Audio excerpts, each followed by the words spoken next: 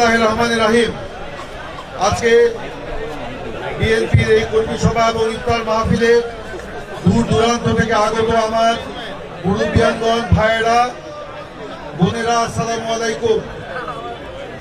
আজকে আমরা নির্বাচন পরবর্তী যে কর্মী সভা অনুষ্ঠিত হচ্ছে, সেই কর্মী সভায় আমাদের উদ্দেশ্য ছিল নির্বাচনকে কেন্দ্র করে যেই কর্মকাণ্ড আপনারা পরিচালনা করেছেন তার একটি সংক্ষিপ্ত মূল্যায়ন করা এবং নির্বাচনে কি ঘটেছে তা কিছুটা আমরা অবহিত হওয়া।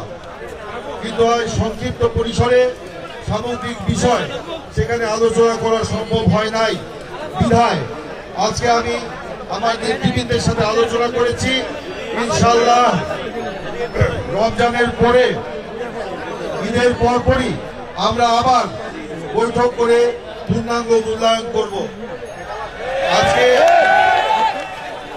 আপনারা এই নির্বাচনে আমার জন্য, ধানের শীষের জন্য, তারেক রহমানের জন্য যে পরিশ্রম করেছেন, যে অক্লান্ত পরিশ্রম করেছেন, আপনাদের প্রতি কৃতজ্ঞতা জানাচ্ছি। কিন্তু কাঙ্ক্ষিত ফলাফল আপনারা পান নাই। নির্বাচনে আমিও আপনাদের সাথে মাঠে ঘাটে ঘুরেছি, গ্রাম গ্রামান্তরে গিয়েছি। মানুষের চোখে মুখে ধানের শীষের পক্ষে যে অভিব্যক্তি আমি দেখেছি, সেটা কিন্তু নির্বাচনের ফলাফলে সেটা প্রতিফলন ঘটে নাই।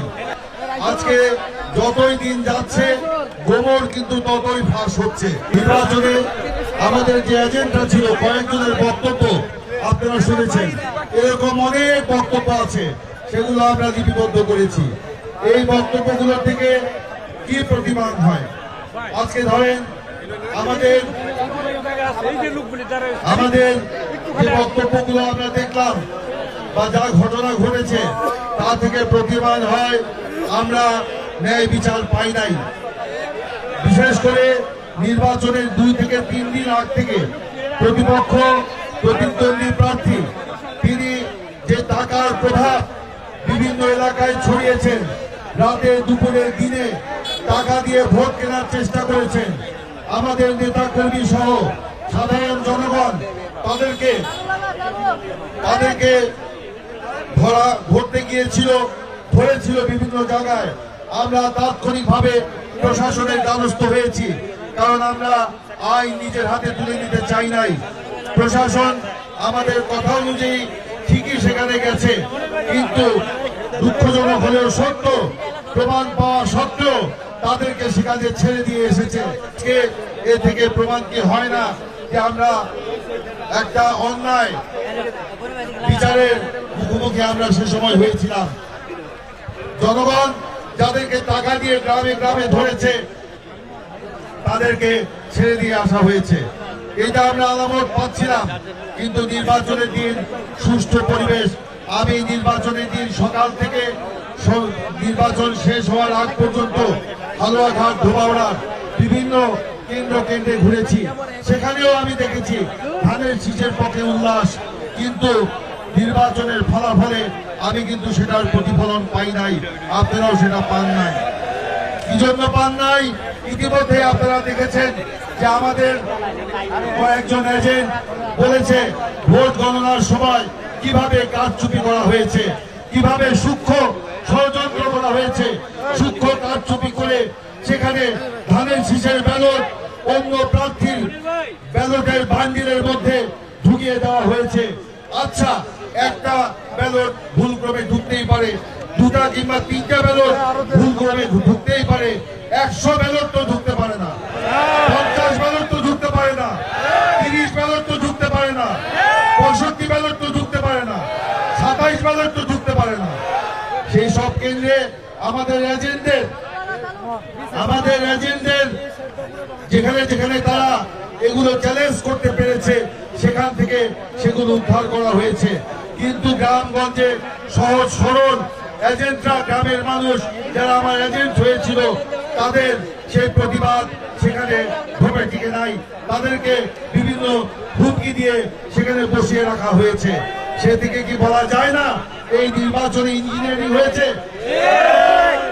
আমাদের সকলের প্রত্যাশা ছিল একটি অবাধ নিরপেক্ষ নির্বাচন, সারা বাংলাদেশে অবাধ নিরপেক্ষ নির্বাচনের জন্য তারেক রহমানের নেতৃত্বে আমাদের দল অক্লান্ত পরিশ্রম করেছে।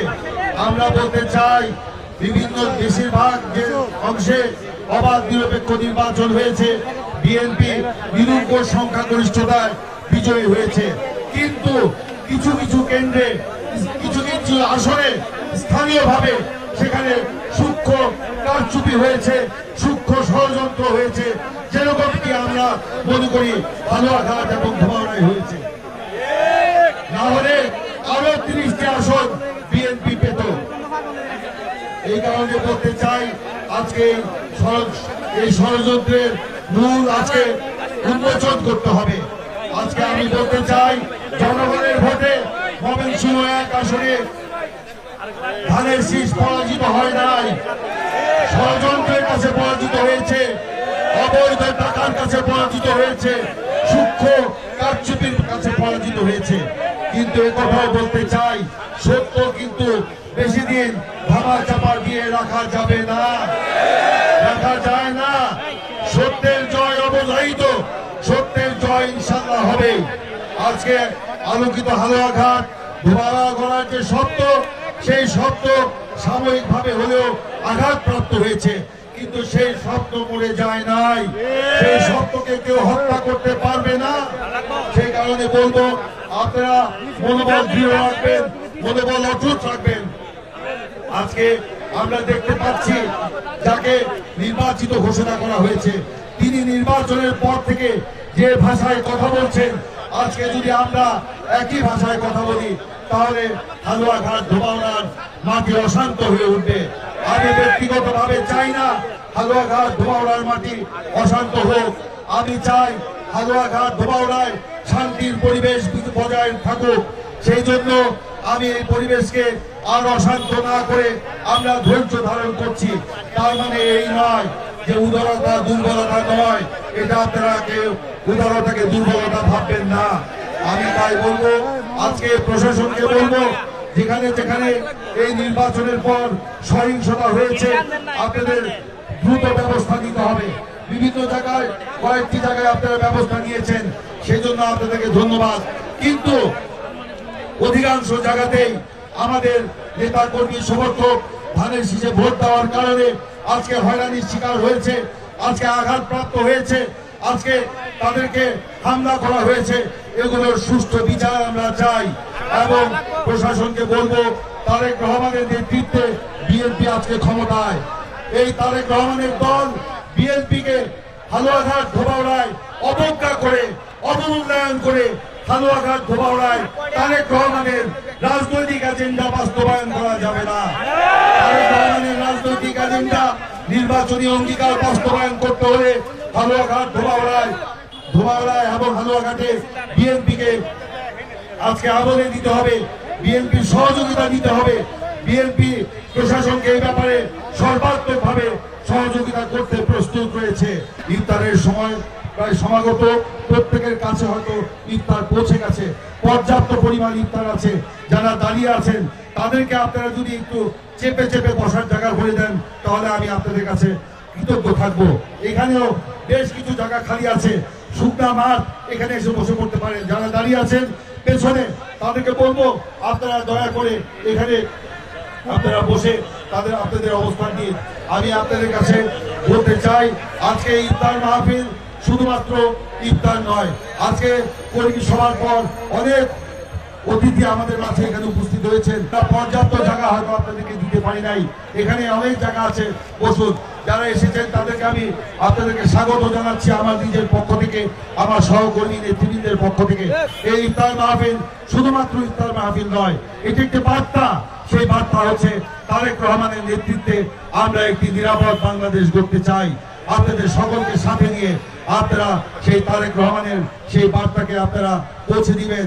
ইতিমধ্যে আপনারা দেখেছেন, মাত্র কয়েকদিন হলো আমাদের সরকার, সেই সরকার যে যুগান্তকারী পদক্ষেপগুলো গ্রহণ করেছে, ফ্যামিলি কার্ড, কৃষক কার্ড, 10,000 টাকা পর্যন্ত কৃষি ঋণ সুদ সহ মওকুফ, অতীতে কখনো করতে পেরেছে?